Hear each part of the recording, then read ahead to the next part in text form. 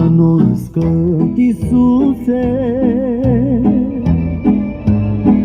cum să nu scânt, cum să nu slăvesc eu, Doamne, numele Tău sfânt. Am strigat la Tine, Doamne, Doamne, și m-ai ascultat. Bucuria și lumina mie mi le-ai dat.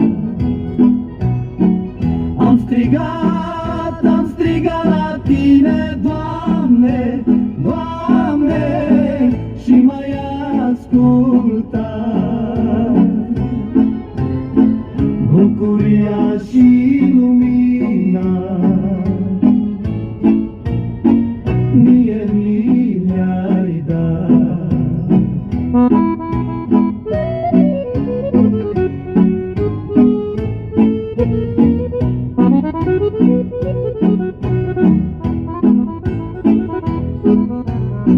Cum să tac atunci când vine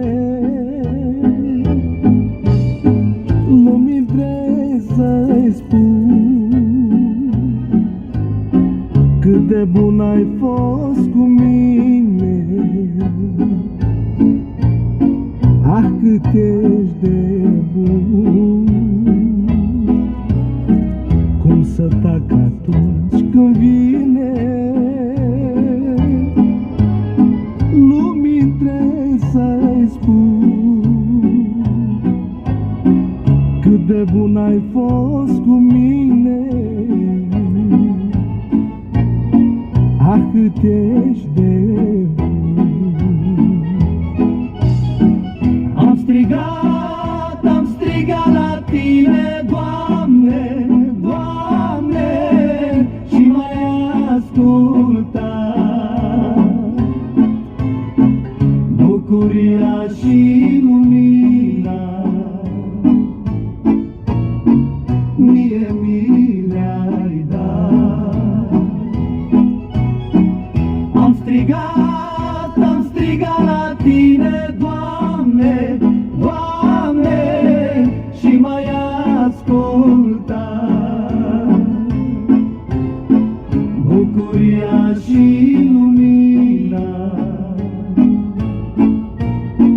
mie mi le-ai dat.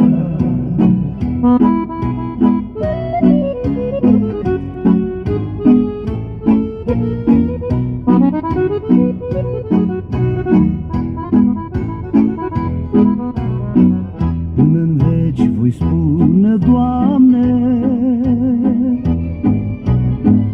cât de adevărat, ce puternic e al Tău nume. Doamna Liliana? Cum și minunat. Doamna Liliana? Liliana?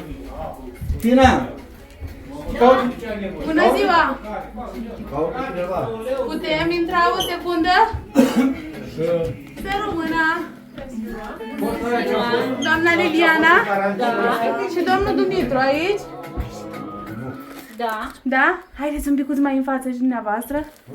Rămâneți dumneavoastră acolo, că e foarte bine să vină și soțul de astăzi. Lângă doamna, vă rog. Așa. Așa, foarte frumos. Haide, intră, te rog, dacă vrei. Am venit cu o surpriză la dumneavoastră. Că noi am aflat că astăzi ați început un drum binecuvântat. Un drum frumos în doi. Și cineva ne-a trimis să vă facem o surpriză. Cine credeți? Ioana? Da, să nu-i spuneți nimic. Aș vrea, vă rog, să vă orientați așa, ca să prindem și pe... Haideți mai aproape de băiat aici. Ia, uite cam așa, așa, rămâneți și domnul aici, lângă dumneavoastră. Tu, mă? Nu. Ia ne ia uite la mine, tu. O încercare, e cineva care este la distanță. Ești tu? Și ar fi vrut tare mult să fie aici cu voi prezent, dar nu Ioana. s-a... Cine e Ioana? Nu, Ioana. Fetița mea. Nu. Haideți să vă mâneți tortulețul. Vă spun așa. Tale din Germania. Mâna de desubt ca să n-avem. Pe tortul dumneavoastră scrie casă de piatră. Am și un buchet roșu de trandafiri. Nu, eu vreau să vă gândiți la cineva din copilăria dumneavoastră, cu care ați crescut, cu care ați... Rodica Stan, Cine e Rodica Stan? prietena mea de la liceu. Doamne, la dumneavoastră n-aveți frați, surori, nu vă gândiți? Aproape de soț, vă rog. Sora dumneavoastră, cea mai bună prietenă. Sora dumneavoastră. Ia să vedem, uitați așa. Nu v-ați gândit la ea pentru că probabil locuiți în aceeași zonă, în mod normal, așa? Germania, da. Da.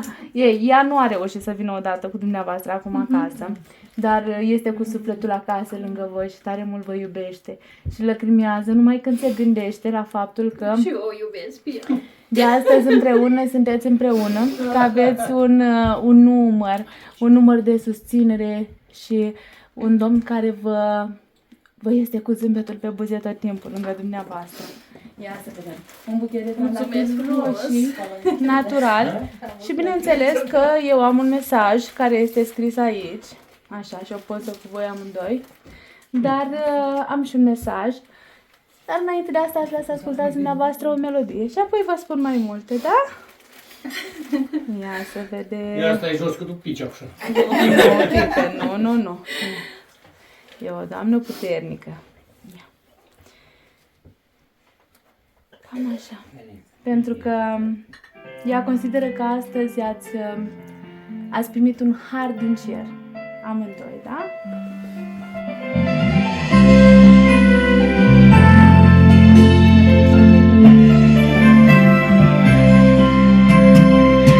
Înaintea ta venim, scump Salvator, cu acești eroi ce-n tine se unesc. Vine în toate călăuză și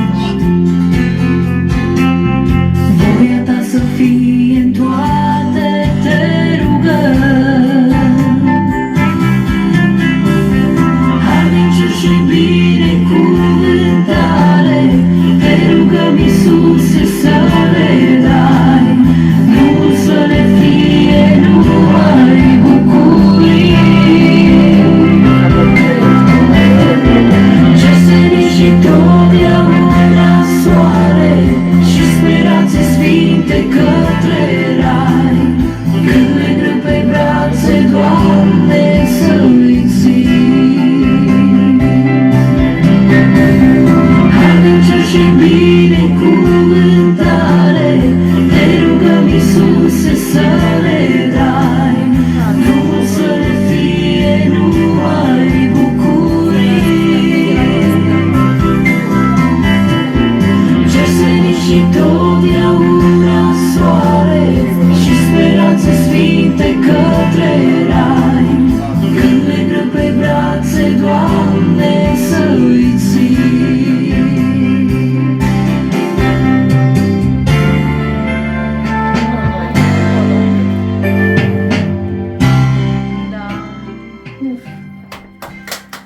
Ce-și doresc ei?